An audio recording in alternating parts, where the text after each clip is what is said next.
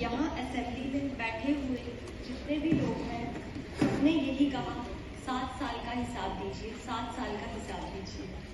मैं उनको बता देना चाहूँगी कि हम सब जो यहाँ जितने भी असेंबली में लोग बैठे हैं बड़े बड़े घरों में रहते हैं, लेकिन हमारी जनता है, हमारे जम्मू कश्मीर के जो लोग हैं वो आज भी मिट्टी के मकानों में रहते हैं। इन 7 सालों में प्रधानमंत्री जी ने 2.5 लाख लोगों को घर दिए प्रधानमंत्री आवास योजना के तहत।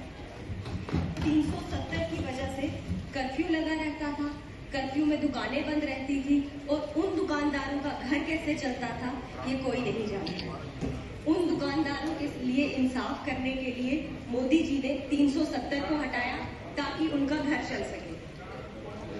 पहले ऐसा होता था कि जब भी आतंकियों के जुलूस निकलते थे तो सब लोग उसमें शमूलियत देते थे, लेकिन जब से 370 हटा है, यहाँ पे जम्मू कश्मीर में कभी G20 समिट्स होती है तो कभी कभी हमारे यहाँ पे बहुत सारे प्रोग्राम कराए जाते हैं जिसके तौर पे जम्मू कश्मीर जाना जाता है।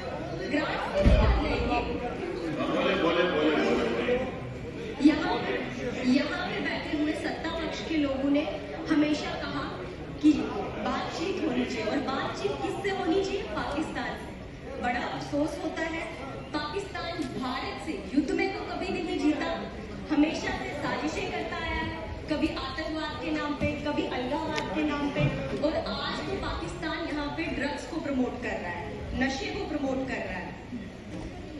इसके लिए पाकिस्तान के साथ किस तरीके से बातचीत होनी चाहिए उसके लिए गृह मंत्री जी बैठे हैं, वो उनको लाजवाब जवाब दे देंगे। जब तक 370 था तब तक जम्मू कश्मीर पत्थरबाजी की वजह से जाना जाता था, आतंकवाद की वजह से जाना जाता था, अलगाववाद की वजह से जाना जाता था, लेकिन जैसे ही 370 हटाया आज यहाँ पे नए नए निवेश लग रहे हैं, पर्यटन स्थल बन रहे हैं, रोजगार के लिए जाना जा रहा है। पहली बार पंचायत से लेकर विधानसभा तक लोकतंत्र मजबूत हुआ, पहली बार महिलाओं को सम्मान अधिकार मिला, पहली बार जम्मू कश्मीर में रिकॉर्ड तोड़ निवेश आ रहे हैं, पहली बार यहाँ का युवा पत्थर नहीं उठा रहा, नीट की तैयारी कर रहा है, यूपीएससी की तैयारी कर रहा है, नेट की तैयारी कर रहा है और नई नई किताबें पढ़ रहा है। हमारी असेंबली में बैठे हुए कुछ लोग ये भी कहते हैं पाकिस्तान से वार्तालाप होना चाहिए, लेकिन हमारे प्रधानमंत्री जी पे सवालिया निशान खड़ा करते हैं।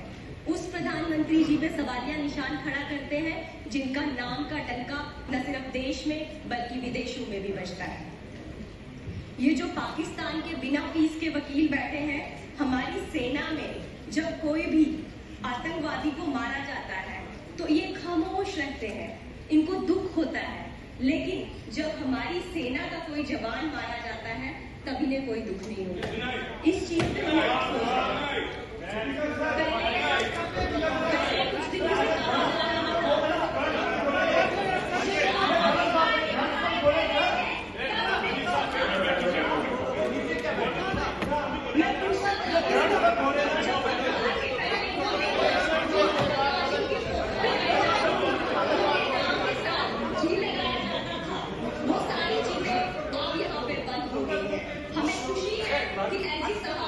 जम्मू कश्मीर में टूरिज्म को प्रमोट किया।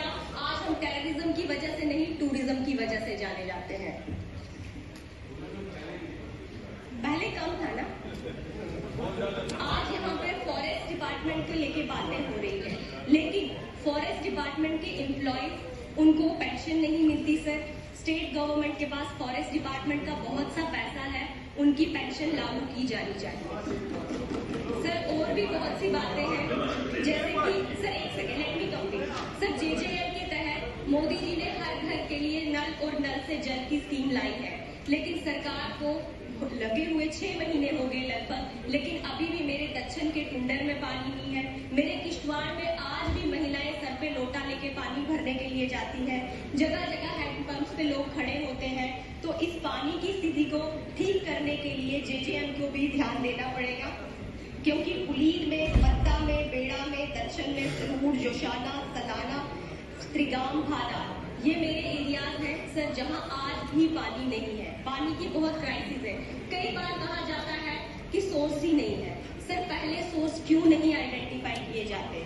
सोर्सेज अगर ड्राई हो रहे हैं तो हम लोग पहले क्यों नहीं ध्यान देते कि कोई अल्टरनेट तरीका जिससे लोगों को पानी मिल सके। और भी बहुत सी बातें Right.